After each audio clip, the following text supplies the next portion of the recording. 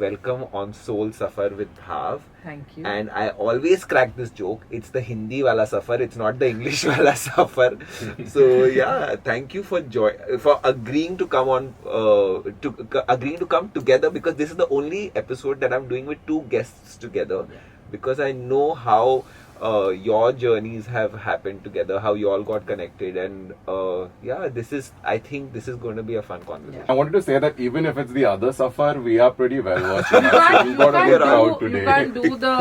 You can't do the Hindi Safar without the English Safar. Yeah, bit of that in it. Yeah, it's the human condition. So before we get into the questions of the episode, I want to also, what strikes to me is that how any practice gets people together, and it's an interesting thing for people to know that it's, when you look back and you see how the dots are connecting, it's fascinating, because it becomes part of your, if you have to write a book on your life, that becomes a very, very important chapter.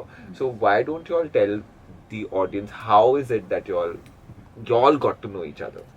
So I was on Twitter very frequently during the years 2010 to maybe 2015, and through a common friend who retweeted him, I think, I came across a tweet of his about energies or something. And wow. There's a phrase called find the others, and at that point I hadn't found too many of the others. Right. And I was like, one minute, what is he talking about? Who's this person? Let me go. And there he was, and he was speaking my language, and I didn't know him at all. He could have been a Twitter creepo, rando, axe murderer for all you know. So could I, by the way. Yeah. Because on his Twitter bio it said, I don't follow back. Oh. And yet I followed him, and he followed me back. And knowing Sukanya, when she knows that person not going to follow, actually never I'm the same. So, correct. Yeah. So I think it was just the universe conspiring that these two weirdos have to find each other. They have to come together.